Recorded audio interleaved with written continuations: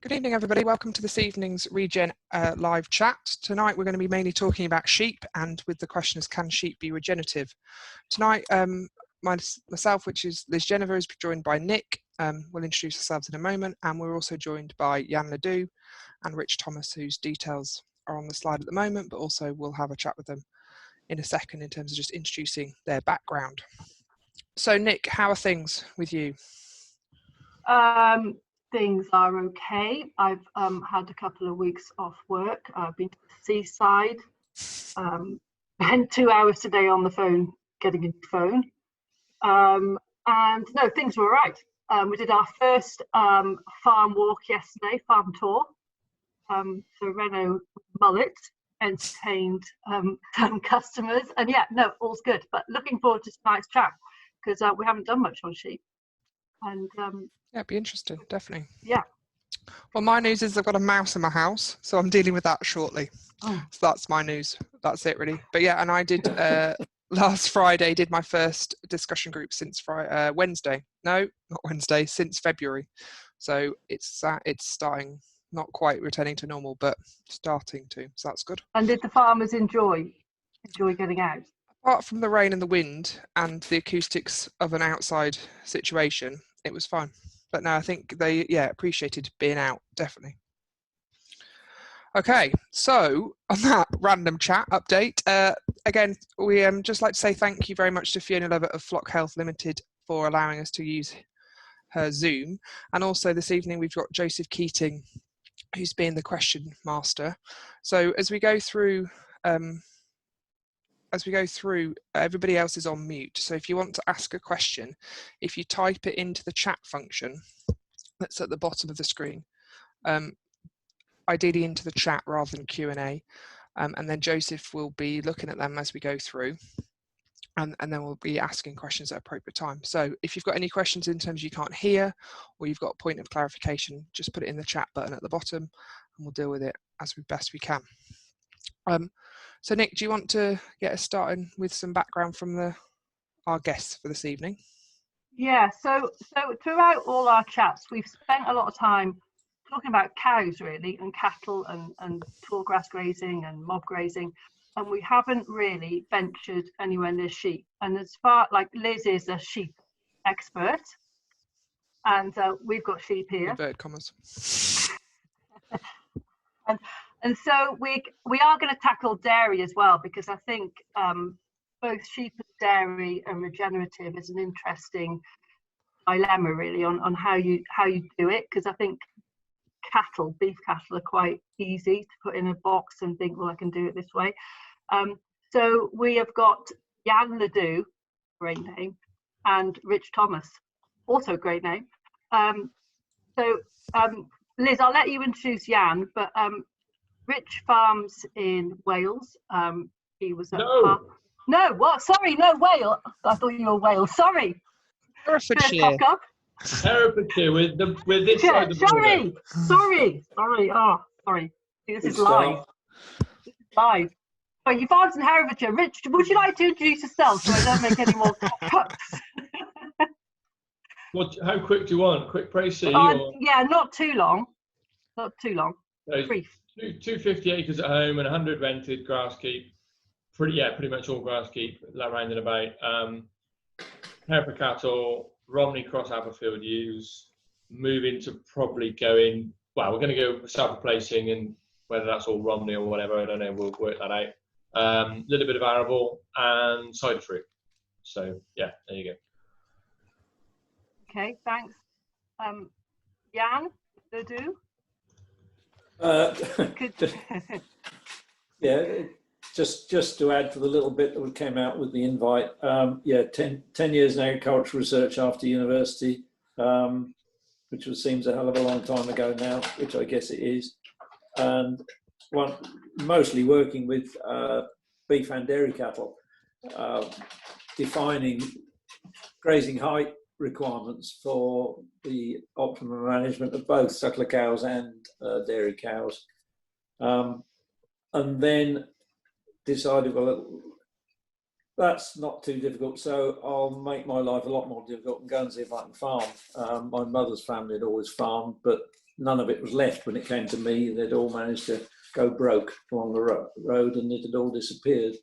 So in 1981, I set off farming on my own. At that stage, the sheep situation was such that you knew the subsidies were such that you knew exactly what you were going to get for your lamb on every week of the year. So it was a lot easier to go to the bank with a cash flow situation that made a bit of sense to them, and I borrowed what now doesn't seem very much, but then seemed a hell of a lot of money, and within a very short period of time the interest rates were about 15%. So you young guys have got it bloody easy now, that's all I can say in terms of interest rates. I then, on various tenancies over the next 30 odd years, built up, and I finished up with sort of 2,000 ewes and 100 suckler cows at one stage before seeing the light and getting rid of a lot of the cows, and cutting back down and running sort of 800 or 900 ewes and 1,200 ewe lambs, mostly on my own in a May lambing setup towards the end of my farming career, which I retired from in 2013. Sold all my whole flock effectively into somebody who was going into sheep this is where this bit today comes in, into a RegenAg herbal lay setup. Worked with them for a while, and now do a reasonable amount of mentoring in various places, various people. And so that's about me really, I guess. Thank you. I'm intrigued by, and how much of that applied research that you got from that 10 years or so as a researcher did you then use, or did you add to it as well? I've always, certainly going of more recent times when I've had involvement with other people's suckler cows particularly, been able to use a lot of that in terms of being able to assess the amount of grass there is on a paddock, and when the cows need to be taken out and so on. I must admit, I've never in my own farming life used a sward stick or a pasture meter, because I could, having spent 10 years measuring virtually everything, you get a pretty good idea of what is what on a pasture. But yeah, I used a lot of that in terms of pasture budgeting and so on. I've done that, albeit more in my head than or on the back of an envelope, rather than doing it in a programmed sort of way, and used that throughout, both with the sheep and cattle. With the sheep particularly, when overwintering sheep on other people's grass pastures, it was very useful from that point of view. I could have a pretty good idea how much grass there was on say a 20-acre field, so I'd put X number of ewes in it, and I'd have a pretty good idea when I needed to go back and shift them again. So yeah, the basic information from that 10 years has stood me in pretty good stead, really. Thank you. And Rich, from your perspective, so you've just sort of started in your journey towards, well, that sounds patronising, but you're very much in that early stages of that regenerative approach. So where are you getting your information from?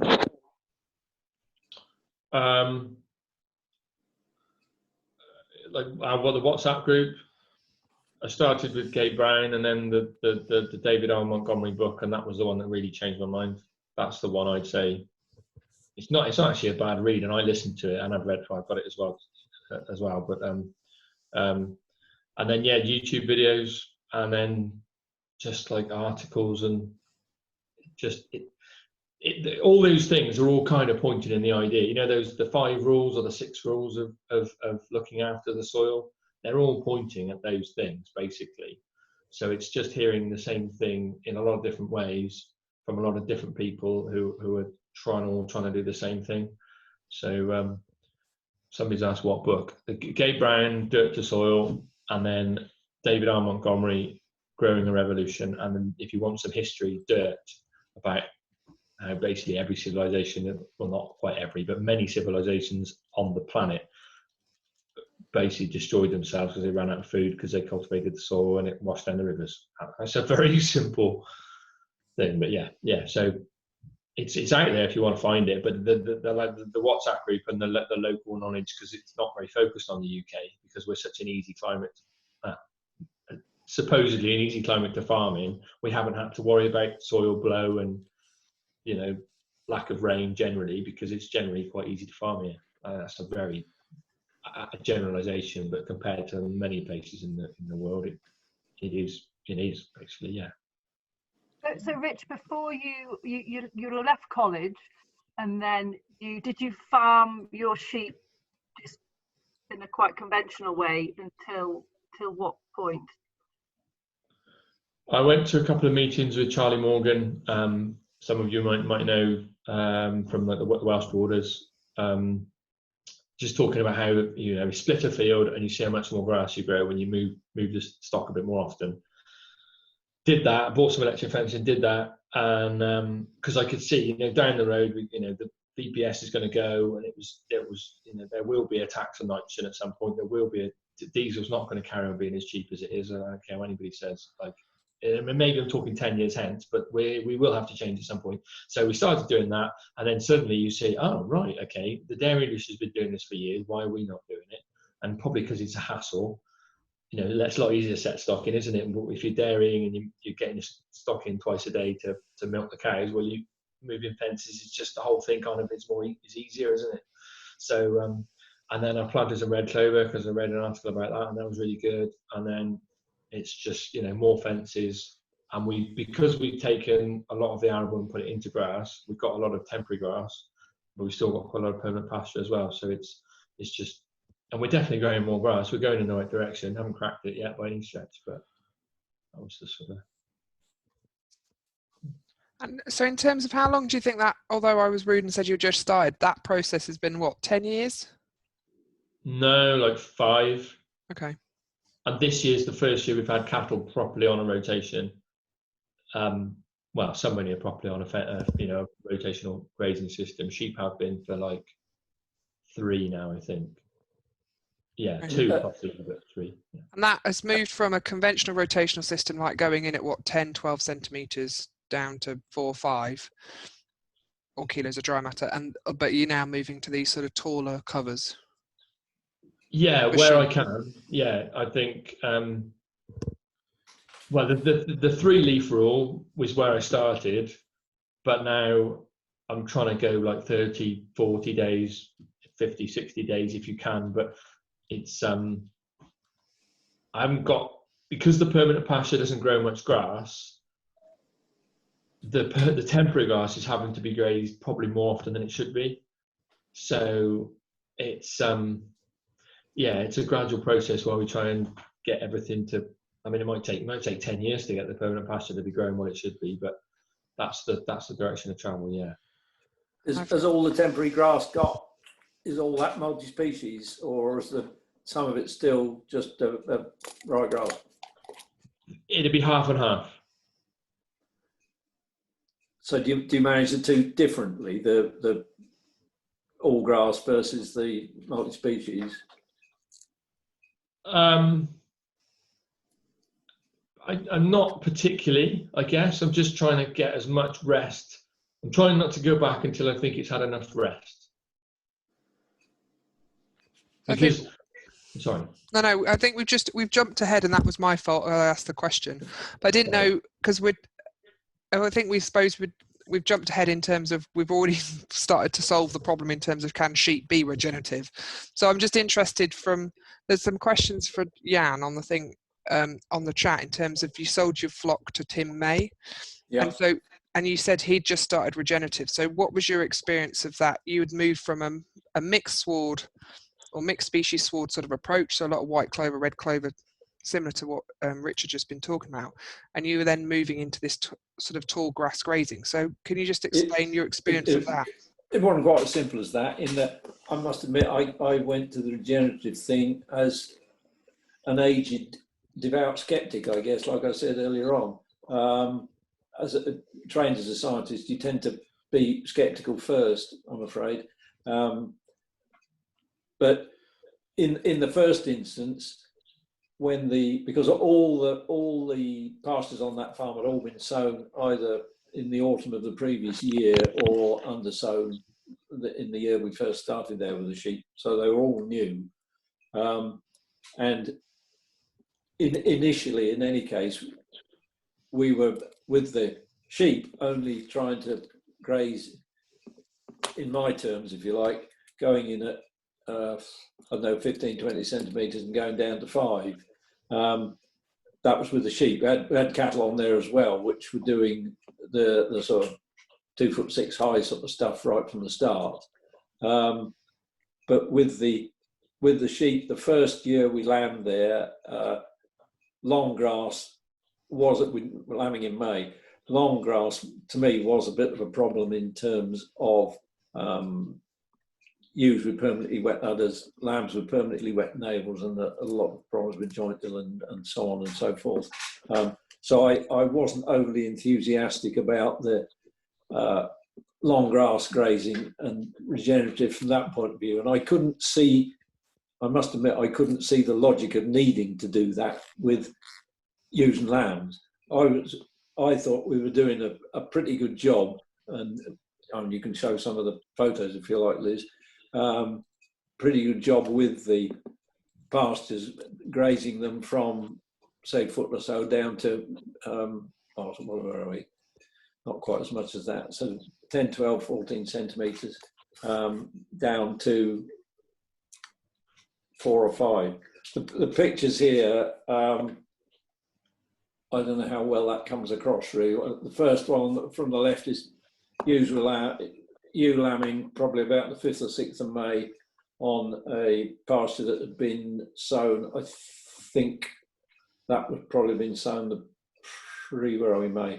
previous May, June time. That's in May. And the next one across is the similar pasture about a month later. They were set stocked at lambing time. The next one, say, the white clover beginning to show itself. So just to clarify, this was your original system. This is the one that you developed. And no, well, we were grazing the herbal leys, if you like, at Tim's on that sort of system to start with. We were set stocking at lambing and going to bulk up the numbers subsequently, because I wasn't happy that you could lamb on towards a foot or 18 inches high. So we had grazed them fairly tight down through the early part of the spring, so that at lambing time we had a set stock type sward to lamb on, something that was 4, 5, 8 centimetres tall, something of that sort. Yeah, let's go through. Is that these better? photos. Sorry, I did something wrong on the thing. That should show them better. Doesn't matter. You can go to that next one now, Liz, if you like. Yeah, the presentations are coming across better now, Liz. Just while you go through the breeds, one question just came through is, do you mention just the breeds that are on the farms? Oh, those are all mule ewes with Texan Beltex, mainly Texan Beltex rams. The picture on the left-hand side, again, this is sort of mid-June, I think, from memory. It's a long time ago now. There's where you can see the burnt strip. That's a electric fence line, because remember, this was coming out of an arable farm with enormous fields. They thought nothing of having 100+ acre fields. Tim's father had bulldozed the hedges out in the days when you got subsidies for bulldozing hedges out. So we got them split up, so eventually we could rotationally graze them. The picture on the left, I'm trying to reckon. Yeah, in fact, this one, to some extent, there's a bit of another interest in this one, in that there's 2 different seed houses, swards here, one on left, one on right. and I won't say which one's which, but they did prefer one to the other. These two, the interesting thing about these two is that they contrast in terms of when they're taken. The first one is in sort of early June, and then a bit later on into July, you see a difference in the species that are coming through and showing the dominance in that the July one, the red clover and the trefoils are showing a lot more. And by the time we got to July, we were blocking stuff up and were grazing longer, which these ones would have been 15 or 18 inches tall when they were grazed. But by that time, the lambs were a good size and could cope, and we could see them when we were going in to check them. And in terms of what heights, so you were grazing them to what height at that point? So they were coming out at what? We try and, to be quite honest, at that stage we were severely understocked, to be quite honest. You can see from one of the pictures later on, we were coming out at probably 7 or 8 centimetres, not grazing it anywhere near as tight as you would have done if you were starting off lower with an all grass sward. Yeah, this one here, that's again, it's a bit later on in the season. That's probably in August, I think. That's again a fence line, just having moved out of the piece on the left into the bit on the right. There's a lot of red clover in that one on the right, and a reasonable amount of actual trampling having occurred.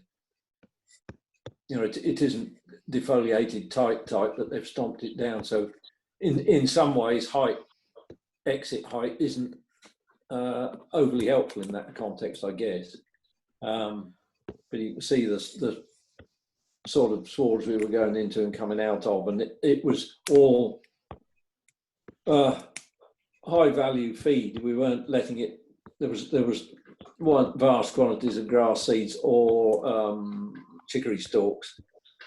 We managed to keep on top of those reasonably well. And so in terms of, and as Rich was saying before I diverted him, in terms of the rest days, so yeah, with this sort of these mixed swards, what would you be giving them as rest periods? These would have, again, we were so understocked at that stage, but in terms of the sort of budgeting for it, we were talking about 35, something of that sort of thing. From memory, it's a long time ago now. Okay. And so the main points of that is so that sward height can shift over that season, but in terms of management, makes it, for sheep, it's got to be relatively controlled in the spring, just for management ease, particularly. Yeah, I think so. From purely and simply from the point of view of health and well-being of the lambs. I mean, they'll see what you're doing. It does concern me. I know Rich said he's never seen sheep disappear into pastures that you'd lose them. But if we'd have been putting the sheep into the pastures that the cattle were going into on the other side of the farm, we wouldn't have been able to see the sheep, because they were going in at this stage in sort of June, July time. They would have been going into stuff that was you'd see the ewes' heads, but not much else, I don't think. And it would have been a job to see the lambs. Certainly the small lambs, and I must admit I wasn't happy to be trying to manage lambs in that context. Oops. And so I've just skipped forward because these are some pictures Rich has sent me recently, and so Gene is quite similar in terms of that approach, and in terms of the sort of height. And Rich, are you wanting to push that height higher, do you think, or it's just, as you said, it's to do with just having enough land in good fettle, perhaps? It's a bit of both. I'd say it would have been nice to have left this longer, I think, but that's 30 days after mowing, and there's 400 lambs on a hectare, and 2 days is just about. Actually, I moved them a day and a half, so the next move is tomorrow morning. That'll be a day and a half, because they're just chomping through it. But hopefully I'll have a draw end of the week, and then that'll slacken it a bit. So Rich, are you set stocked at lambing? How do you lamb? Well, last year we drift lambed. You know, you have a bunch of say 50 and then 10 lamb, and you move the rest on, you move them on. This year I set stocked, but I just couldn't. I'm not the best shepherd, I'll be honest. I just couldn't always work out what had lambed and what hadn't, and it just got really confusing. The ones that might have lost a lamb or something. So I'm going back to drift lambing next year. I've got a couple of really good dogs, pretty good dogs. Quiet. The year before was a lot better, and now I've got my fences and everything a bit better, and it's all the infrastructure's there. I've got more water pipes. I've got more tanks. Like, I'm just going to drift lamb, and then I'll know what's in what place hasn't lambed or has lost one, and what's got lambs where it was is fine. And that's just me anyway. I and then you'll group them up into what size bobs will they be grouped up? Group them at 4 weeks, and then or thereabouts. You know, first gather, first injection, first ovivac, first drench, whatever, and then 100. I think I had 150 twins last year. I don't think it was quite that many this time, but last year it was. And maybe do it slowly. You might start off with, put two bunches of 50 together, and then you might bring another bunch of 50 in or something. I don't think you want to do it on the same day, and you might just want to leave a gate open and let them drift in, or put them in a bigger field to start. But do you know what I mean? You can. I think if you do it slowly, I think they're fine. So Yann mentioned how he found lambing in the tall covers quite tricky. Have you come across? Have you had more problems of mastitis, going to that kind of thing? To be honest, I haven't built up enough of a wedge over the winter to be able to do that. So I'm normally lambing at like 2,000-ish, 2.5 max lambing covers, maybe less, So that's just. I'd like to have more, but then what Yann says makes perfect sense. Yeah. So I would. So obviously, I'm thinking now, right, I need to be nervous about that. But the way things are at the moment, probably lamb on the permanent pasture more so, and then they go into, once they're a few days old, they can move into or a bit older, where a week old, they can go into the herbal leys then. And I think that I can't remember the word for it, but if the mother has whatever she eats during pregnancy, it helps the lamb to know that it will eat that. And I think when they're little and they're introduced to it by their mother as well, it's better, rather than just, like say, the whole of their life they're on like knackered permanent pasture, and then they wean them onto red clover, or sometimes sort they of learn behaviour really that you'd see. Yeah, I can understand the logic behind that. Whether it's actually true or not, I'm not sure, but it makes perfect sense. I think it's probably the speed of development. I think they'll get to it, don't they? They'll just take a bit longer, perhaps. But it's certainly for that transition, it's probably an easier transition for them. Yeah, and it makes a lot of sense what you're saying about lambing on the permanent pasture, where you can see what you're doing, and then drawing them off onto the if you've got 2, 2, 2, 3 on your herbal leys at that stage, there's tons there for you with twins or even triplets to milk very well on, really. That sounds in a lot of ways ideal. You're optimising the use of your resources, which is what the whole objective is, really. So picking up, I suppose, the point, which is this, particularly of the various books out there, and maybe not developed from the UK system, is this sort of tall grass, do you mean long root systems, building up the humus and all of that, those factors. And Yann asked, I suppose, that question, which is, Rich, do you know, like, how poor are your soils? Do you know how much change could happen through these techniques? I've upset him, he's off. Because that's some of the challenge with some of this is making sure that we get a bit of a bench, like a baseline, before we start changing everything, to actually work out, to make sure that we are doing the right thing. I'm not sure who asked that question, but Rich was the question to you. Yeah. So we did some organic matter tests, and I know there's different theories about which the best or soil organic matter test is to do, and I'm sure somebody will put up on the chat what the basic one is, what it's called. Anyway, we did that, and the best field that I thought would be like maybe high single figures was 5%, and everything else was like 1 or 2. And I know that's not the be all and end all. But crikey, that's not really good. There you are. Ben's got it. Loss on ignition. So that, and I know that's not necessarily doesn't tell you everything, but it's a good place to start maybe. But all the P's and K's are right. All the pHs are right. So on a standard soil test, yeah, that's fine. But it's not the soil. I don't think so. Our soils are working properly, and there's not enough roots in the ground. So it's that kind of thing. If you assume that, we all know drenches are losing efficacy, and we've got resistance to this, so we've got to use Zolvix and StarTech, which cost like £1 million, and we want to keep them actually for when we've got a problem. So and the trace elements is massive, but that's another thing again. But I think it all kind of points towards grazing higher covers. Now, it doesn't mean it has to be 3 foot tall and you can't see the sheep. Like Yann said, if you're in those covers that he showed, maybe whatever, a foot tall or 3,000 or 2,000 and building up through the year, that's good. I don't see any reason why that shouldn't be a problem. As long as you don't make the sheep eat the stalk and eat it down to, ankle height when they're eating rubbish, just let them have the best. And, I don't see a problem with that.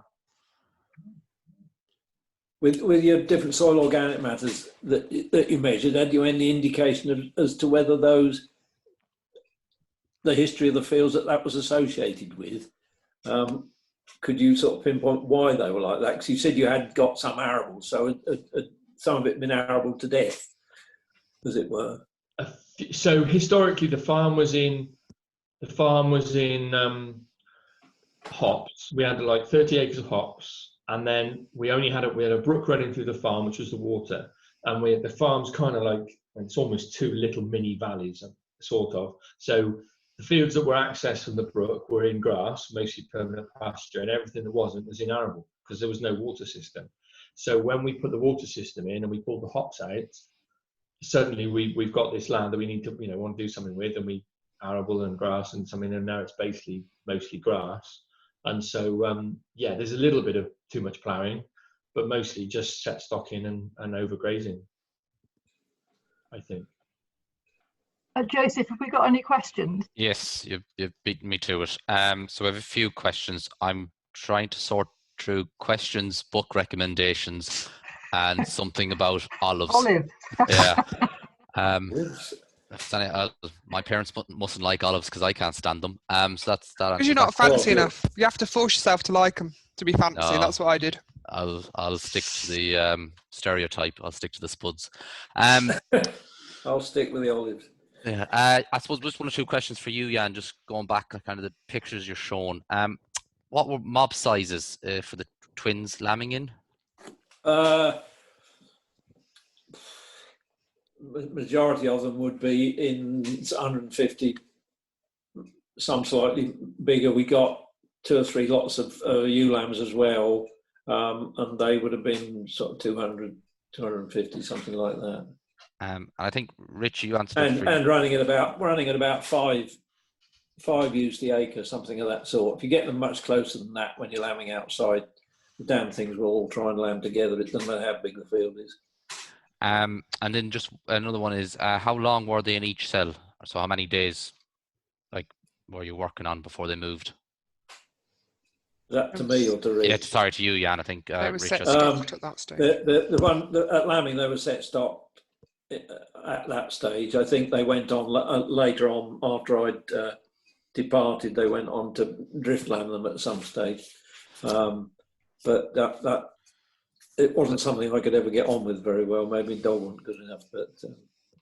Well, just on the set, do you know what age they started to group them up, the lambs, to start the rotating? For you, Yann? Yeah, they'd have been a month old, I expect, by then. I mean, they were pretty big groups in the first place. You see, there were 150 to 200 in a group. I mean, again, I think after I'd left, wasn't involved anymore. They had some pretty enormous groups, and I don't know. Did I send you a picture of that, Liz? There's one picture there with. No, I probably didn't send that one. About 800 or 900 ewes and their lambs. It was a hell of a job to get them to handle them. You need some sort of handling set up when you're going to do something with that size group. And then just one or two others. I think. Well, I'll start with you, Rich. Have you found how have you found worms on the taller covers? Sorry, it's just replying to someone asked me Just about typing. yeah, less for sure. Last year we probably wormed too much. This year we have just used I just used a moxidectin, which I haven't used for, I don't know if you ever used one actually. I've used ivermectin, but not a moxidectin. I think that's right. Yeah, maybe once, but that would be a long time ago. I can't hardly remember. But I think, and I might be jumping the gun a bit, but I think it all comes back to trace elements. One is not exposure. So if they're grazing higher covers, then, and part of our grazing group, I remember being told that if that leaf is like 6 inches tall, or the leaf is on a plant that is 10 inches tall or 12 inches tall, it doesn't really make a difference. If the animal is eating the leaf, it will preferentially graze better nutritional value than you could if you cut it all and fed it back to it. They will graze better than you can actually give them, if you see what I mean. So there's no point in taking it down. You're taking the cover, you've got less photosynthesis, all those things we already know. So you might as well just let them eat the leaf up here where there's less worms, and yeah, no problem. Well, yeah, no problem. So just kind of following on from that in terms of the covers, then do you top behind the sheep, or do you use different stock to clear up after them, or is that what's left is left for the next regrowth, if that makes sense? A bit of both. Try not to top, but Dad's topping a bit. Where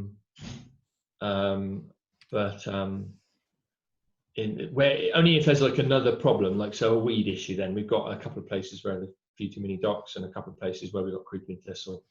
But other than that, no, just leave it. Just leave it, because that's your solar panel, isn't it? That's gold. That is. You cut it off and start again. What's the point? And would you, sorry, Joseph, would you use cattle at all? Would you push cattle through behind them? Well, I would, but I had Alex Brewster came from Scotland. He's got a very good nut-field. If anybody wants to look it up, it's brilliant, actually, really good nut-field. He was saying about it, if you could bring the cattle in like a day after, maybe, but that would only be like dry cows, and then you've got issues with fences and stuff, and I'm not up for that. But if you take the sheep through first and let them browse the best, and then you've got your rest period, recovery period of whatever it is, 21 days in the spring maybe, and maybe 45 in the autumn, and then bring the cows through and get them to eat it down, and then it will grow back again, and the sheep get the best again. That's what Alex was saying. And then you get that sort of pulse in, you get them building the roots in the soil. But you wouldn't want to bring the cows through anything after 3 days, and they say 3 days, because you're just eating the regrow then, and you're just defeating the object, I think. And then just sorry, Joseph. Well, it's just two quick last questions, and then I'll hand it back. So one was, did you have any issues with feet getting sore in the longer covers? We are getting a little bit of scald.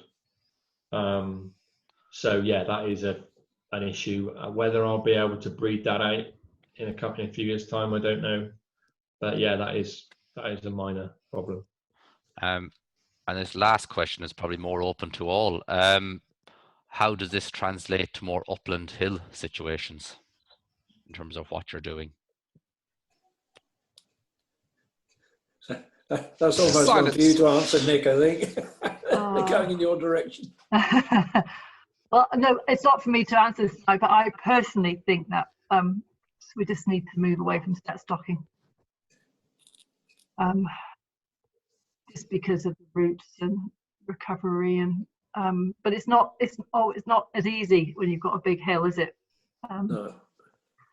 But there are ways around it, I think, but that's where we need to be heading towards.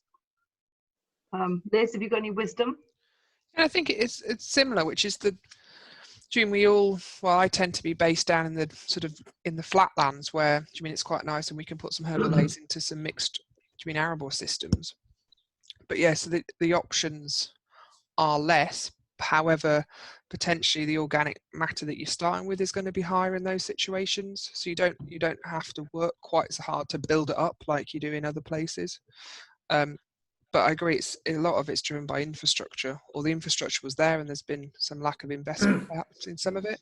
But it's still, for me, it's about the objective of what that farm and farmer wants to do or needs to do. And I suppose there's options in terms of trees and other things going into those sort of areas as well that could play a part as well, that probably isn't as applicable down in the middle of Lincolnshire. Because again, where you've got a reasonable soil organic matter anyhow, you're not necessarily wanting to increase it. You know, it's probably high enough as it is. But in terms of using rotational grazing to grow more grass, that's still an objective, as Nick pointed out, really. And you could argue in quite a lot of those areas, which is it's actually a pH thing that's limiting production. Yeah. So it's investment in lime that is needed to drive that grass on, get more from grass, and also system choice. So during the desire to finish lambs or finish cattle in some of those situations is very costly compared to moving them, like selling a stalls and moving off farm. So it's just also thinking about how the system fits together as well.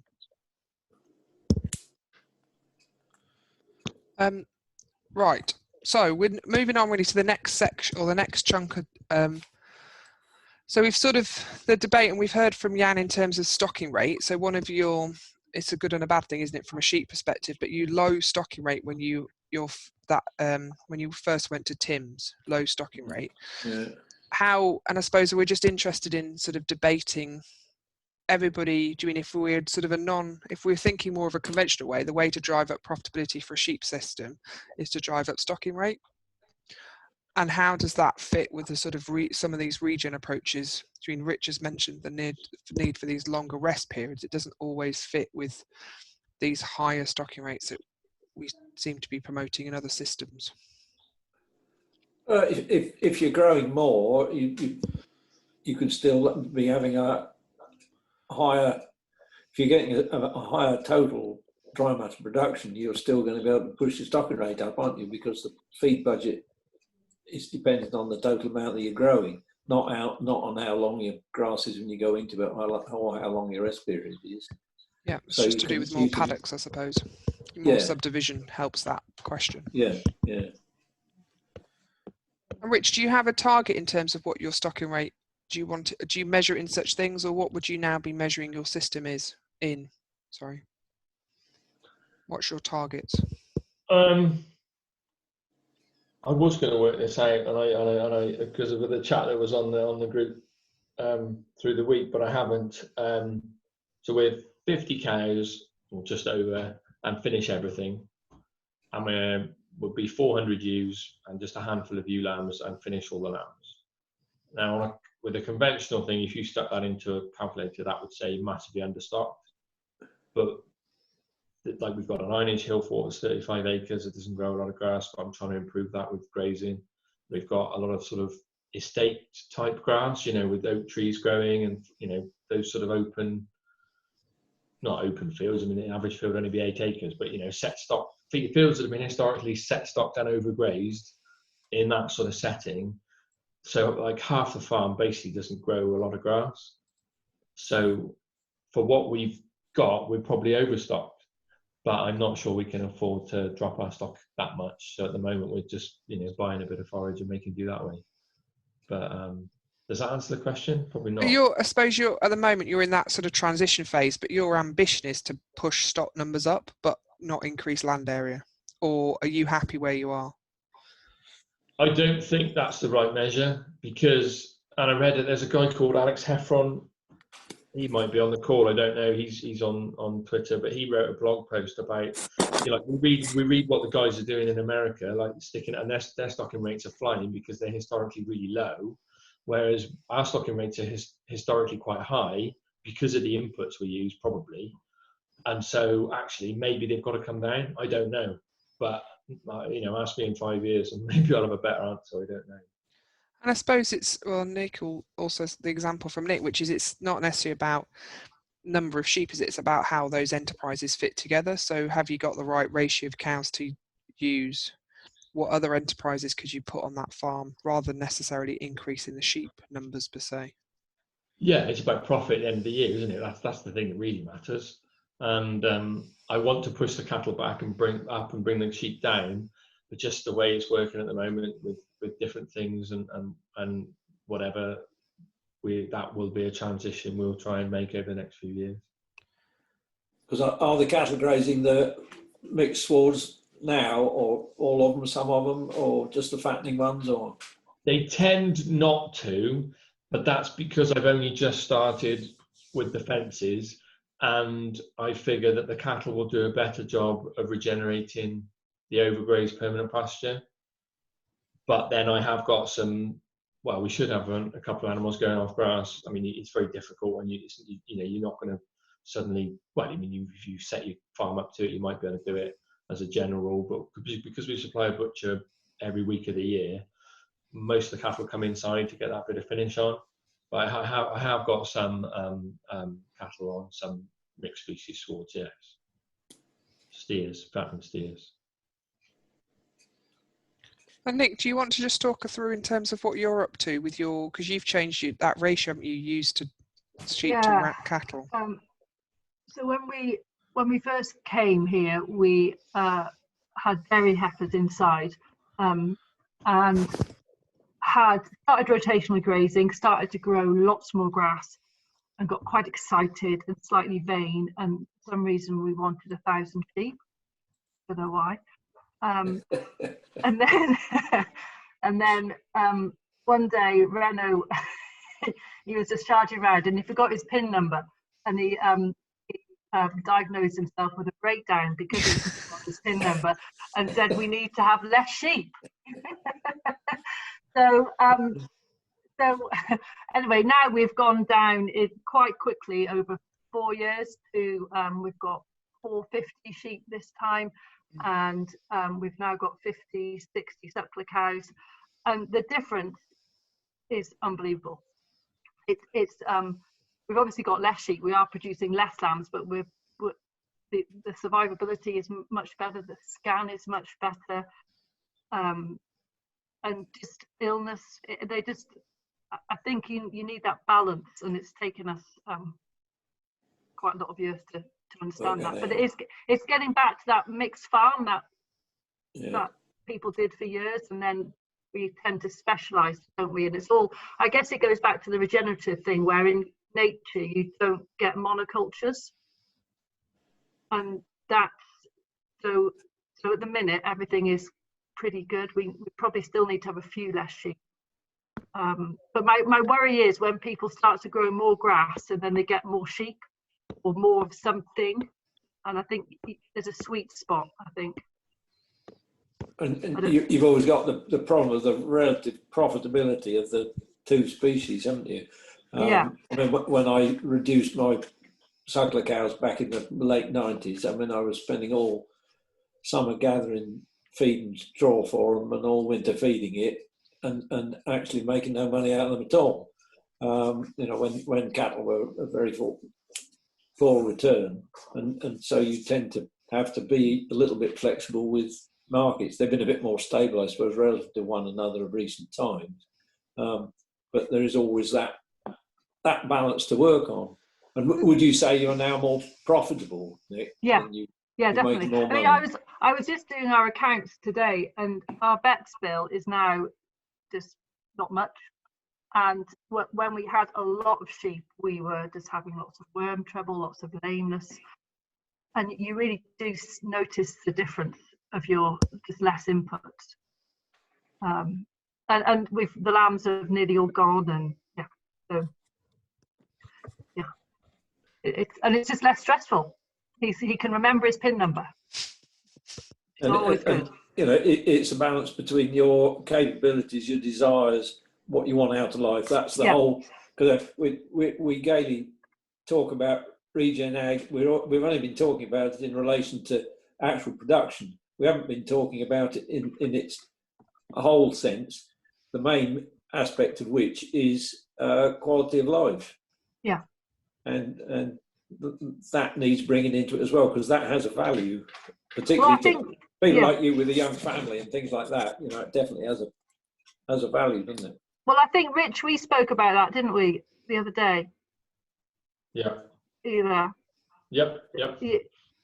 yeah, you don't want to be a kind of busy fool and then spend no time with the family. Right.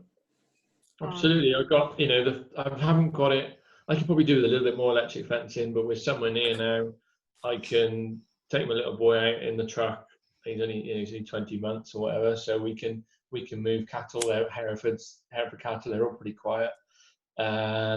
We can move a bunch of sheep, and then you could have your essential jobs done within, well, a couple of hours, easy by lunchtime. I know obviously there's more stuff to do, don't get me wrong. I'm not saying I only work 2 hours a day, but like if I have to help, I have to look after my little boy, my wife's working, or he's ill or whatever, do you know what I mean? It's set up that I can do that. That is one of the goals, definitely. And like it just makes so much more sense, especially with if you've got a high cost, higher value product, like there are other industries where you might make more silage and take it to a shed and all that sort of stuff. But all I'm trying to do is take costs out of the system. That is my main goal all the time. And I haven't got there. I might never get there, but that's where I'm trying to get to. So how does that work? So you farm with your mum and dad? With dad, yeah. Well, yeah, but with dad, yeah. And how has he been on his journey? He is. I won't say hesitation. He's very patient actually, and he can see. So he says it's like going back to the old days, and it is in a way, it is kind of like that. But as long as his cows are happy, and he can, he's got a few fields around the buildings that are set stocked, and he can carve the cows there, and he's happy. He doesn't really mind about the rest. He won't move the fences. But I can do that, and if I can't do it, I've got people that can help me as well. Or I can just like Rob Havard is. Speak to Rob a bit. He's got a lot of good ideas, and you just have to be realistic. If you want to go away for the weekend and nobody else is going to move your fence, somebody might look at your animals. Just leave them on a 2-day move or a 3-day move. It doesn't matter really. Once you've got enough to eat, and then you just go back to your daily move if that's what you're doing. Then when you come home, it doesn't matter.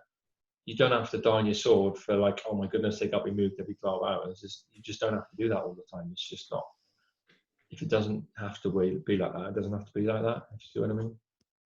It's this balance all the time, isn't it? Yeah.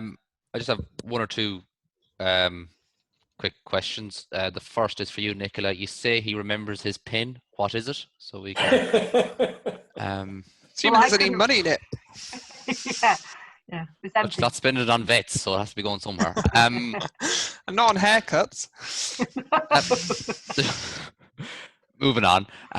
There was one or two questions. I know, and you answered on the chat, Rich. But what do you think is the balance between cattle and sheep in a regen system, in terms of the ratios? And then following on from that, do you think you can have a regenerative tall grazing system with just sheep? So I had a chat with quite a good farmer from Scotland back in the autumn, and he was driving somewhere, and we had a long chat for about an hour or something, and he sort of suggested like a 60-40 cattle bias, maybe more, moving in that direction. Do I think sheep can be truly regenerative? I think that answering that question is above my pay grade, but one of the best podcasts, and I think I have. I don't think I have watched the video. I'm not sure, but listened to it on a podcast a couple of times. Is the meeting that Nick and Liz did with Jaime, and the way he talks about it, it is more cattle than sheep. Sheep are a part of the system because sheep, the way they eat, they just eat the best, and if you can organise it that you don't let them graze the best all the time by rapid moves and all that sort of stuff, that they will, if they eat the best, they'll graze it out. Do you see what I mean? Whereas cattle, you can get them to eat the not so good stuff down to reset it, and then it comes. I've really explained that badly, but I think Jaime did a much better job, and I learned a lot on that course, that meeting. So I think he was June, the June one, I think. Lost track. I think you've probably got to accept that as we were talking about the other day when we had a pre-meeting discussion, that the sheep isn't just a small cow. that they do have to be managed slightly differently for a sort of certainly 3 or 4 months of the year from lambing onwards, and that you can't drive them into long pastures at that sort of stage. You can do them when they're dry through the winter as well. They can, and I think you've probably done this as well, Nick. You've stored pasture to graze over the winter. They can certainly be used to do that, but in the stage of their production cycle where they've got from lambing onwards, where they've got young lambs with them and probably almost up to weaning, I don't think you can go into these very long, in quotes, regenerative type grazing modes. And interestingly enough, again, when I was with Tim, we had a group of dry shearlings, I suppose that had been the previous year's ewe lambs, running with cattle, and we called them a flurd, mixture between a flock and a herd. And the sheep were quite happy running with sort of 300, 350 kilogram cattle and going into long swards, moving around with them. There'd have been 100 cattle and sort of, I can't remember how many sheep, a couple of hundred probably all in together. And they work quite happily like that. And did those sheep have lambs with them, or is that no, they're just dry? They were dry sheep. Yeah. So just again, on that, from weaning onwards, you can do the same thing with the dry sheep. I'm sure you can run those in longer.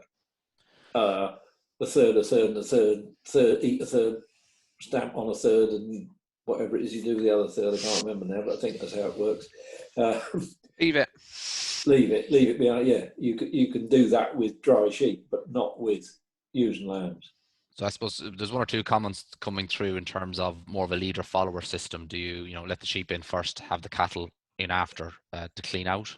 And if they think, what do people think in terms of it is worth the effort? Would that work in those systems?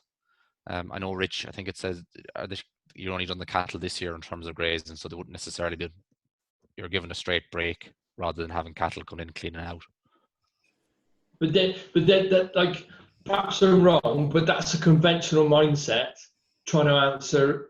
Do you know what I mean? That's almost two things. What are you trying to achieve? And I'd say Alex Brewster, like, look his Nuffield up. It's brilliant. But the sheep are going to browse. The cattle, you can make them eat more. Like Yann's just said, right? That you just, that's the that's the way they graze. If you let the sheep have the best, and let's say you've got them on a daily move, and they're going down and they're browsing the best, and you get achieving your 300 grams a day, that sort of thing. They're happy because they're having the best and they're moving on. But then maybe you could bring the cattle in behind, but you'd have to bring dry cows or something, and you'd have to work with that. But what Alex was suggesting is give it a break. Give it those 30 days or 21 days or whatever it is. Give it a break, let it regrow, then bring your cattle in, then eat it down. But that cattle, the dry matter requirement of the bunch of the cattle would have to be higher than the dry matter requirement of the sheep per day, because you'd want the sheep to browse and have a little bit, and then the cattle come in and they will have a higher requirement and they will eat it down, not necessarily down to the ground, but they will eat more in order that it regenerates again. Because the way the grass grows, you've got to go below the growing point, stop it heading if that's what you're trying to do. But then, is it going to suit such a bad idea? I don't know. It's technical beyond my pay grade again. But do you see what I mean? I don't know if you necessarily have to be obsessed of having the one behind the other to get it down to a certain place, because that's not necessary. You don't need to do that. You do want to do that, but I don't see why you would want to. I think it's also like every grazing system, we're trying to make it fit into a very disciplined, we're going to do this for the next 3 months. And actually, we all know that plans evolve, don't they? So you've still got to come up with what. So I agree with Yann, which is for that point up until lamb weaning, the key element is to get as much live weight gain on those lambs as physically possible. And so our system needs to adapt for that. And we can, in terms of the number of systems that are available to achieve that, but most people's will be trying to get maximum live weight gain on those lambs for the most cost-effective approach. And I think, and suckler cows with their calves, we just have a lot more flexibility in terms of what they can utilise and still put on good growth rates on those calves. Yeah. So it still comes back to what your objective is, and yes, unfortunately there is a trade-off, isn't it, at that time up until the lamb weaning, is that it might not be doing the best thing for soil, but then we can switch into other approaches once we have that opportunity. I think I suppose what's interesting that is what we've learned over the last few weeks is there's no one style of regenerative ag. Obviously there's broad principles, but everyone adapts it to their business and their farm. But Liz, there is a question for you. Oh, I saw it rolling. Now it said if you farmed. They obviously don't realise you do a bit of farming on the side. But what system would you follow in terms of regen? Mixed sheep, cattle? So yeah, my background is I come from a mixed beef, sheep and arable farm in South Lincolnshire. So we are currently doing some rotational grazing leys through the arable, but we are not regenerative in our approaches. So compared to the farms around us, we would put quite a lot of FYM back into those arable systems. So our organic matters are still lower than we would like, but not as low as the farms around us. So yeah, we do mix cattle and sheep grazing with some rotation. And to be pedantic though, the question is, what would you do? Well, I do sometimes. Normally, when I'm on a tractor without a radio, I sometimes have a mini breakdown and decide we should transform the entire farm to a regenerative approach. But my father and I may have some few challenges about that. We maybe invite him along in the future. And we'll, he will definitely have an opinion, and it's probably going to be different to mine on purpose. Just tell him you don't want to do it then. That's true. So just one or two quick ones. And kind of, well, I'll go for actually important one. How important do you see genetics in your systems? The genetics of the animals, or the selection even maybe of the animals within these systems? I think it's massive. I've been buying replacements ever since I came home from college. I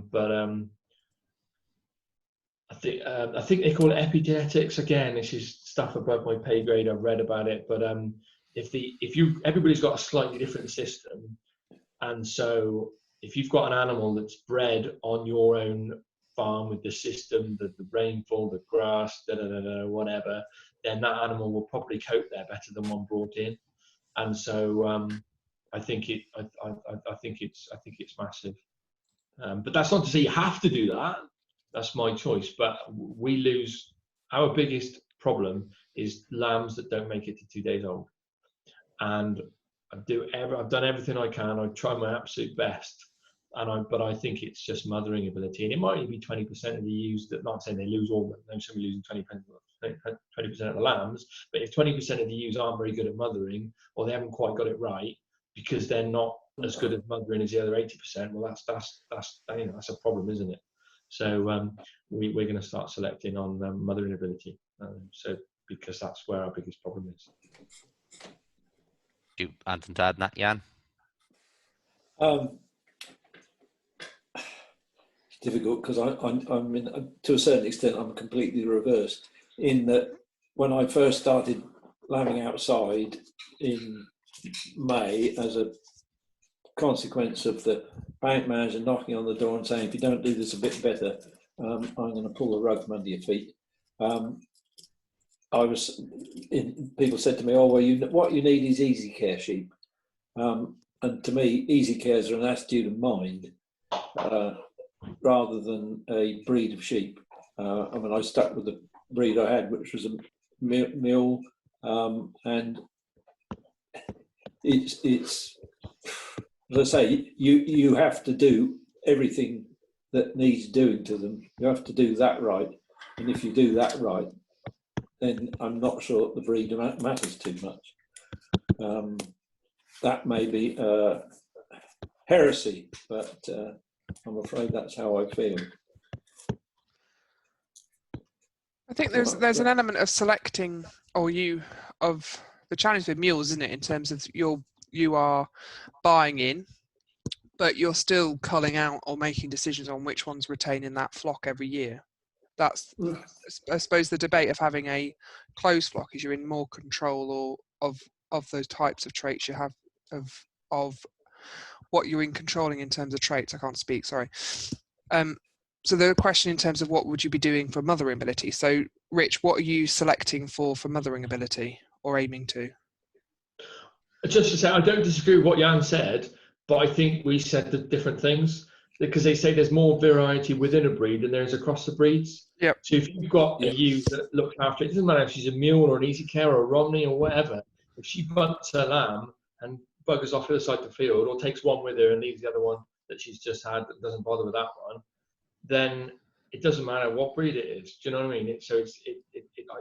I mean, that was what I was saying. That was what I was trying to say. I suppose what I was trying to say is, if you're selecting from her for the next generation, so you're retaining it, you have a greater power to influence that next generation. Yeah. Because if you're buying in, your influence is you can decide on which farm you're buying in from, or you can decide based on which sheep stays in that flock. You don't necessarily have control over the next generation coming in as much as you would do on a closed. Yeah. So I've thought about this a lot, actually. There was a couple of really good articles in the Farmers Weekly about a farm that did it, and they increased their, I can't remember, I've got it saved somewhere, it's on my desk somewhere, but I think it's underneath some papers. But yeah, any lamb that's assisted at birth, I would say you notch it, tag it, mark it, whatever, and you don't breed any ewe lamb from your A flock, which would be your best sheep, and we can talk more about that, but you know more about that than me. If a ewe lamb is born that you have to assist, then you make a decision then. Did you assist it because you felt you should, or did you, and anyway, you probably decide that you're not going to keep that, and therefore the lambs that you don't touch, you would breed from that. Have just another question that's come in. I think apologies because I think it was submitted earlier, so I forgot to get to it. I'll try and paraphrase it a bit. So there's, we have a farmer who's farming grazing sheep, trying to follow the the pattern of eat a third, trample a third, and leave a third behind. First of all, I should get credit for saying that 3 times, which is working well. But I suppose the challenge is, she's been told by her neighbours that will create a layer of a patch on the bottom of the sward, that maybe the sheep aren't trampling it down enough, and this may prevent ewe grass coming through. I suppose from your experience of grazing and grazing higher swards, do you find any build up a patch on the bottom, or actually do you find the pasture still coming through, still new? Rich? Honest answer, I don't really know. I tried to do that in the spring, but I got it horrendously wrong, and it caused a few issues, actually. I did a plan and worked out we were going to run out of grass by like the 1st of July or something stupid, because you've got to get stock density, haven't you? If you're going to do that properly, you need serious density, I think. And I know we've had a chat on that. There's been a lot of threads on the chat about it, and on the WhatsApp chat about it. And I say I don't fully understand it. There are people doing it better than me. But I think in order for that really to work, I don't think you could. I'm not sure you can actually flip the switch, but maybe you can, and start the one day you don't do it and the next day you do it. I don't know, but we haven't done that because I just couldn't get density in order to get it to work. So I don't really know, and that's the debate. Like you've got the Jaime Alonso eat 80%, and then the whatever it is, Yeah. Isn't it Ian Mitchell in it, where they tramp with the trampling and how much do you leave behind? I can't remember, but yeah, it's an eternal debate, and I'm not sure I can in terms of that thatch question, the easiest way is to then just pull the grass apart and see what's going on. The ambition is that dead material is if it's pushed in contact with the soil or near enough, then it will be pulled in by the soil biology that you're trying to improve. So as the soil biology gets hungrier, it will pull that thatch in. So I think the challenge will be when it's in that initial phase, is it won't be hungry enough yet to pull it in. That certainly is a problem in the arable context, when you go into a really dead soil. Getting that to kick start getting the microfauna or whatever it is to start munching and pulling that stuff in, and that does build up over time, and that then your breakdown is a lot more rapid, I think, as time goes on. But there are times, initially, when it looks horrendous. We've had a question about bale grazing come in, and I was just going to ask you both, winter, deferred grazing, or what are your plans for the winter time?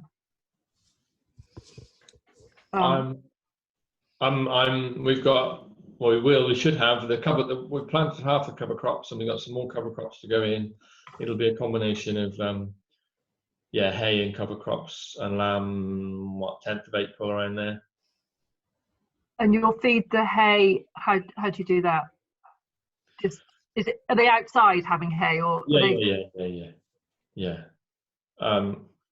We've always used ring feeders with sheep in the past, which I know is not necessarily a good thing. I'm sure that's on your blog, Liz. I'm sure I read a blog post that you don't. I know, ring feeders, yeah. Ring feeders, but I'd like to move away from them, but I'm just we bale grazed some cattle this year, which is exciting in the wet weather. But I'm not sure about the sheep just yet. I'm not sure. Because as you described your farm earlier, you've got, so most of it basically runs into a stream, doesn't it? So you've got to be quite careful in terms of how you graze. We're kind of flat bottom. Oh, right. There's nowhere. The risk is the risk factor would be minor. Yeah. Okay. You haven't, in terms of just thinking about the bale grazing in the context of the fact that you mentioned Rob Havard, have you any aspirations to do what he would do with transferring old seed into your, or other seed by bale grazing into your permanent pastures? Definitely. That is. Do you want to explain that, because people may not understand that, how that works? I did it. Okay, so I did it, but with cattle in the winter, I split a field into 5 hectares into 4 strips, and put 25 bales out in the field. Hay I did, and it was a bit of losses, but I think the losses we'd have got from pecking in silage bales, I don't think would have been a lot different actually, and obviously more cost because silage is more expensive to make. But 25 bales in each row, so there's 100 bales, a bale per day, and 100 bales, 100 days grazing, and it sort of worked, and the field was pretty rough, but it actually came back. I did just run the power harrow over it just to level it out a bit, if I'm honest, in the spring, because we had a bit of a family crisis and decided what we were going to do with it, which is not great, but anyway, that's what we did. But where their hoof print took the organic matter down into the soil, it retained moisture, and it grew all summer, even though it was, we had that dry time in May and sort of the dry time. So it's a work in progress, but probably Rob would say the field wasn't ready for it because we haven't got the right species yet to start. But it's like what you go back to the soil biology, like you said before. If you watch Jake Freestone, I'm pretty sure it's his Nuffield or interview he did with somebody, I can't remember. But when he was in Uruguay or Brazil or somewhere like that, he put a leaf under a stone or pinned it down with a stone on the soil, and they went back, I think it was the next day, and that leaf was gone. And it wasn't because somebody had walked along and stolen it, it's because worms had come up and eaten it. And you just cannot do that in this country. Well, I mean, maybe you can in some places, but you can't do it here on this farm because our soil's not, and this is probably on a farm that has been no-till for X many years. So, like you said, it's that intervening time, isn't it, until the soil biology gets going to the point where the fats just gets eaten away. Yann, I'm just clearing up some questions that I've written down. You called yourself an aged skeptic. An aged skeptic. Aged skeptic.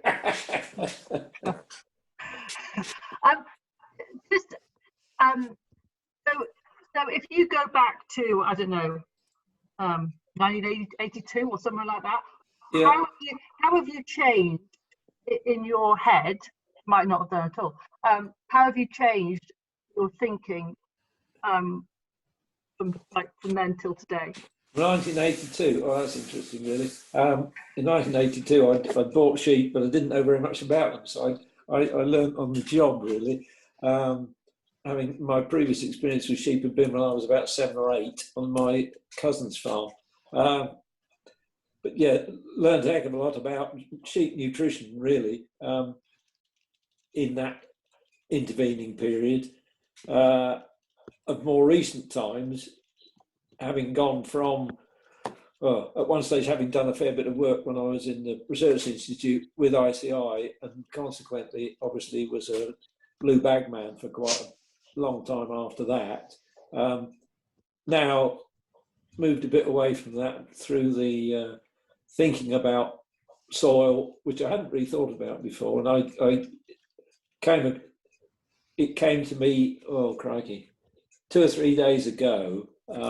The farm that I first rented some ground off, the arable manager there one day said to me, you know, all the soil's there for us to hold the plant up. All the rest of it, I can either feed it out of a bag or do it out of a can, which this was in about 1984, I guess, which a bit describes how intensive arable farmers at one stage were considering the soil. Well, now I've somewhat altered since then, particularly in the last 10 years, and continue to do so more and more as time goes on. I sent her some pictures, and one of those pictures is of a herd of suckler cows that I was looking after for a guy in the next village till just before lockdown. And I looked after them for 2 years and tried to persuade him and on his farm to move in the regenerative direction. Whether he will or not, I don't know, because it was contract farm. But mentally, certainly, I've moved quite dramatically, mostly in the last 10 years, I guess, to realising how important, really, and realising that soil is important. I don't think I'd really thought about it too much before then. It may be because I was what you said you were possibly at one stage, a busy fool, probably with too many sheep. So I suppose that's where the kind of mentoring. So you help mentor people now. Yeah. As much as anything, but the main ones are people who've worked for me in the past who've now got flocks of their own. But yeah, again, shifting them onto those sort of thoughts aren't that easy either. Surprisingly enough, I mean, several of them are in their sort of 30s, 40s, 50s now. And getting that mindset across isn't always that easy. It really isn't. Yeah. Because I think, Richard, you're part of a couple of WhatsApp groups, aren't you? Yes. And they're very active, and yes. So good. Yes, definitely. There's so much great knowledge out there. Sorry, I'm just replying to somebody who's asked for a book, a recommendation. Yeah, there's so much good knowledge out there, but like we never lived at a point in time in history, human history, where so much information is available. And I think Gabe Brown said, if you want to do the whole farm, do the whole farm. Don't get me wrong. Pick a 5-acre field, pick a 6-acre field, and just try it. You know, like Charlie Morgan said at that first meeting I went to, stick a fence up, put your sheep there, and by the time you get to the end of the summer or the end of the month, you'll want to go and buy some more fencing to not only split it one way, you'll want to split it 4 ways. And then, do you know what I mean? It's just, you know, there's something the brain gets going, and dairy farmers have been doing it for years. But I think a lot of the reason for that is that they've got that instant feedback. You can see how much milk's in the tank. You can see what they're doing. Whereas, you know, sheep farmers, we've only really just started weighing and working out day low weight gains, really, because now the electronic stuff's there. It's easy, isn't it? Who would have sat down with a calculator and worked it out across a bunch of sheep if you have to write it all down? I don't expect many people to do that. But it's, do you mean back to Yann's point, which is when it used to be everything was possible with fertilizer and a can of chemicals. The reason why change is happening in arable systems, some of them, is because the choices have gone. So Exactly. it is that, and for some, I suppose, livestock is that it is sometimes to do with a slight midlife crisis. It's sometimes to do with that they need to, do you mean it's about their overdraft is just too big? Do you mean do you mean the motivation doesn't always come from I like bees and butterflies? It comes from a position of, oh shit, what are we going to do next? Which is exactly what I said about my motivation at the turn of the millennium, was the bank manager sitting at the kitchen table and saying, we want to convert your overdraft into a loan. If you don't do something about it, you can always go and drive a white van, can't you? I bloody nearly socked him once, you know. He was lucky to escape from the house with his life. And I've never trusted a man in the pinstripe suit and grey shoes since. But it did make me reappraise the whole system. You know, And I think, and it was, and agreed with Rich, not only have we got we've got information, but we've also got subsidies reducing in the next 5 years, probably. And do you mean, so there is, in terms of driving decisions or different decisions, it's a really interesting time as well. Definitely. I've always been, like, we were brought up on homeopathy and natural medicine. I know it might sound really weird, and that's fine. You can say what you like, but like, that's, you know, Dad never liked spraying, and we never, but it was just like what you did, you know what I mean? So it's always been there in the back of my mind. I never enjoyed doing it, never enjoyed putting nitrogen on, not really, but you did it because that's what you did. And then suddenly somebody says, well, actually, red clover will fix what, 200 kilos of nitrogen a year if you get it right. And you're like, hang on a minute, that's more than I can legally put on. All right, it's not all available, all those different things, but you know, it's not a big jump to get to the point where you think, right, this system will actually work on its own, because guess what? Nature's been doing it for millions of years, and we think we're really clever because we've, you know, messing about with chemicals for what, 100 years? It's nuts when you think about it. So I suppose, conscious of time as well, but I'm just interested from Rich's perspective, if you had your time again, not that you've had your time, it's fine, it's only 5 years. If you knew now then, no, you know what I mean? If you knew then what you know now, how would you start? So what age am I starting? I'm 41. So 5 years ago, when you started the journey, but you've got all of the knowledge you've got in your brain now, what would you have done differently 5 years ago? I'll edit that bit out. I might have just bought more fencing. yeah. But and it's funny how these things work, right? So we had a grant from the local Rivers Authority, Rivers Charity, to fence the brook off as part of a European scheme to keep stock out of watercourses. And as part of that, and we had to pay like half the money as well, we piped water to the fields that were the brook fed. But I paid a bit more and took the pipes to fields we never had water in, because the field, well, my red clover field then, it'd been ploughed for like 20 years, and it was, you had to power it like 3 times. And I knew that I sort of was starting to understand more, and I knew that was wrong, because you shouldn't have to do that. Why, when you plough a grass field up, is it great, and this one's not? And so, yeah, so I'd have just done those things a bit faster, more fencing, and then the water, and we put the proper pump system in 2 years ago, and it's just like bang, revolution, you know. Yeah, that's what I would have done it faster. But I probably had to be in the place to know that that's what I wanted to do. Yeah.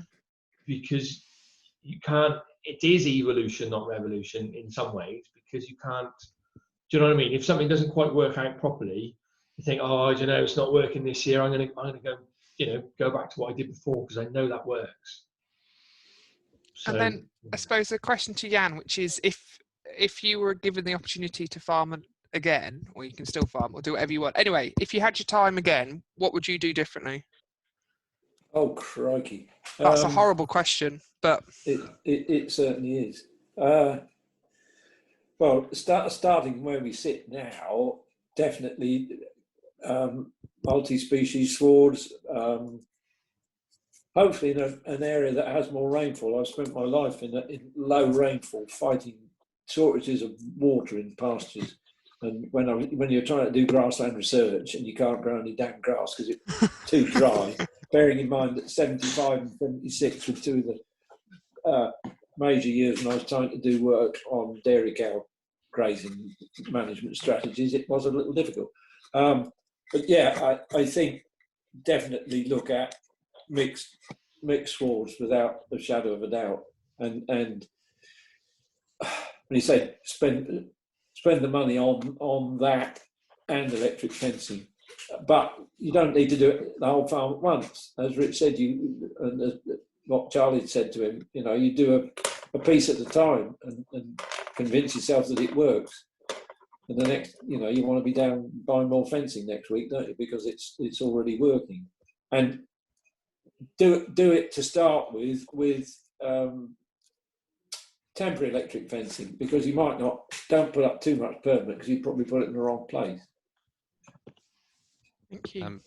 I have one last question. Well, I also think we might need a book club. It seems book recommendations are flying. But I think it's a good question. Is RegenAg more profitable, or I suppose sometimes with livestock, are you just losing a bit less? Oh, Joseph, that's a jolly question. Well, I think and not just today's talk, but everyone's mentioned kind of, I suppose, the positives of this type of farming, and you feel like you're working with the land, maybe not against it as much, but at the end of the day, there's bills to be paid.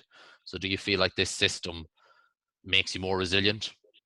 Makes you able, without a shadow of a doubt, in terms of sustainable and resilient, whatever the buzzword is at the moment, really. I don't know how Rich feels, but I would definitely say that.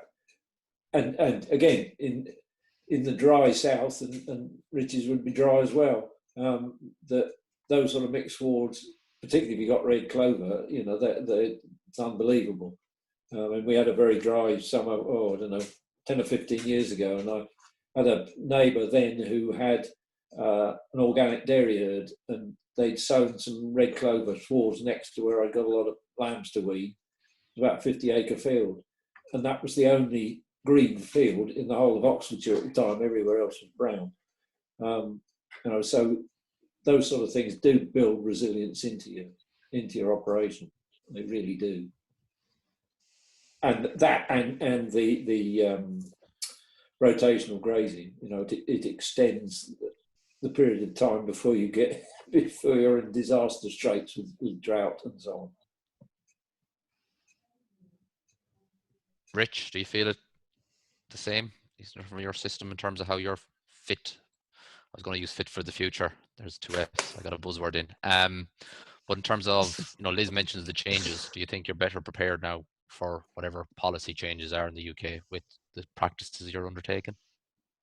Definitely. But I think almost you can't. It's not quite. It might not be quite 100% true to say it, but if you do what you do well, or very well, then it'll probably stand up.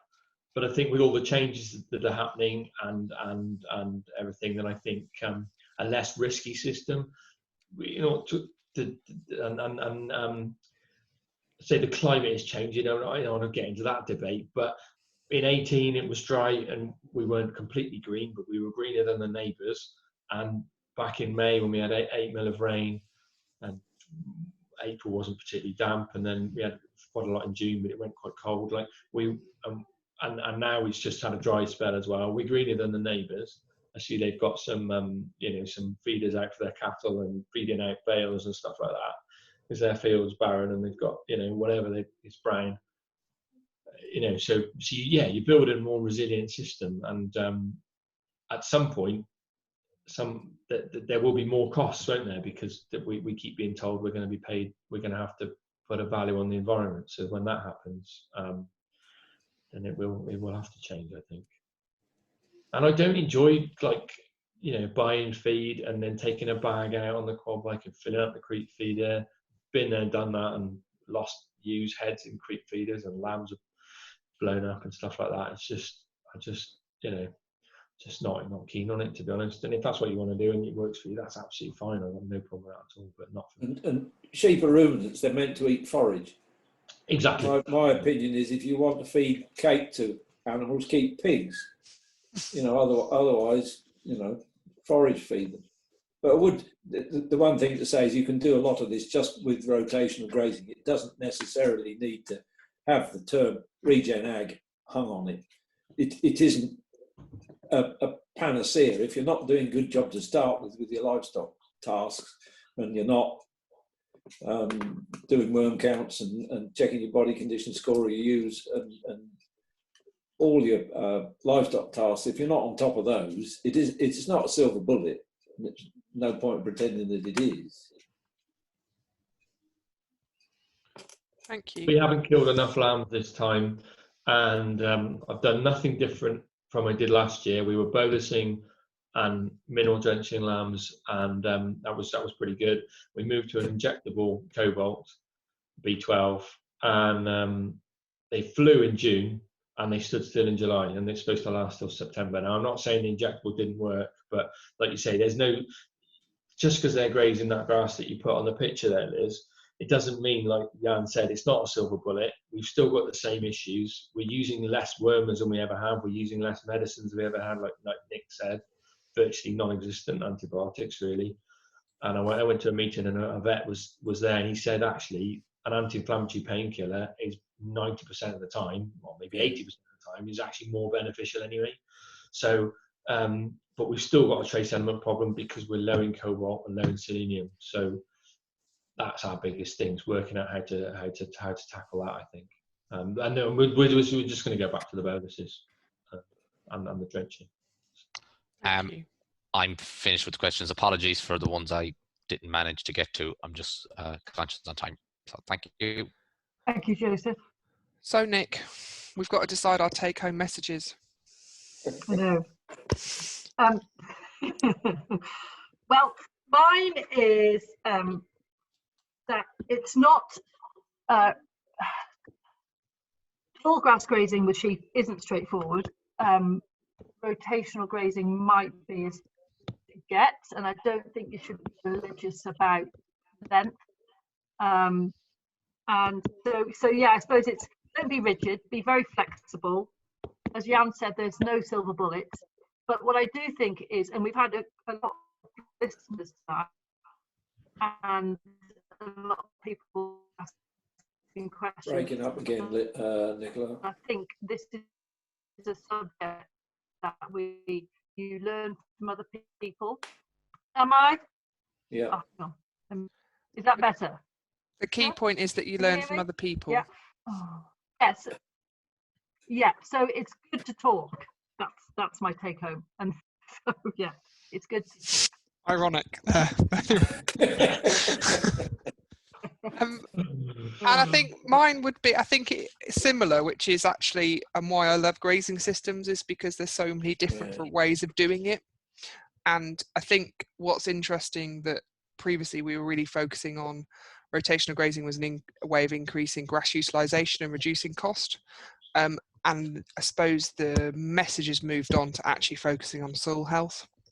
And I think it's just becoming a more richer and more interesting sort of conversation to have. So actually, how can we, but fundamentally it comes back to improving animal performance, reducing costs, and also improving that soil and grassland utilisation. So it is, we can do all sorts of things in loads of different ways, but we share that sort of similar goal, really. And I think it is sheep, to answer the question we set, which is, can sheep be regenerative? Yes, but it's just not quite as simple as the approach with cattle, I would suggest. Just, they're not just small cows. Yeah, and that leads, can you hear me? Am I clear? Yep. That leads us, at some point we're going to do one of these 1 month about dairy farming. Can dairy farming be truly regenerative? And I think that is a similar dilemma to sheep. But next time, Liz. Yep. We're going to do some tokenism, for ease of me to say, which is basically, we're just going to invite, so the what's come out of these sort of conversations we've been having since sort of April time is that most of the people that we've spoken to have been males. There's nothing wrong with males at all. We love boys. We do. But what we're interested in is also getting a bit of more of a female voice, rather than just us two, and Kerry, sorry, with the dung beetles. So we're inviting some females who are working within the regenerative world, because I'm just really intrigued by about 40% of the people who work in agriculture are women. So why are we talking mainly to men? So that's the next one. And why is it women talking to the men? You should have male compares, perhaps, Liz. We've got Joseph. Excellent point, actually. My leprechaun does not like to be classed as any. Oh. Isn't that asexual? Leprechaun? Yeah, I'm staying out of this one. So we're going to cause all sorts of isms. Move on. Isms. That's what we're going to call it next time. But yeah, just interesting to get some different voices. And yeah, anyway, we'll try it and see what happens. And thank you all very much for joining us. Can I just say before I go, it's really important because you talk about 3 of the top people in the world, never mind gender, Dr. Elaine Ingham, Dr. Christine Jones, and Nicole Masters, and Sarah Flack from America with her book about the art and science of grazing. So there's 4 people who are like, never mind the men, they are, running the show. So it definitely, we need more female voices. It's good. Thank you, Rich. Yeah, thank you. Thank you. That was very passionate, Richard, yes. Thank you, Yann and Richard, so much. And Richard, you live in England, in Hereford. Why I said that, I don't know. I think it's because you sound a bit Welsh. But you're not Welsh. Stop talking! Very clear. Yeah. You're not filling that hole, Nicola. No, okay. I'm going to mute myself. Goodbye. Thank you very much, everybody. Bye. Bye. Right,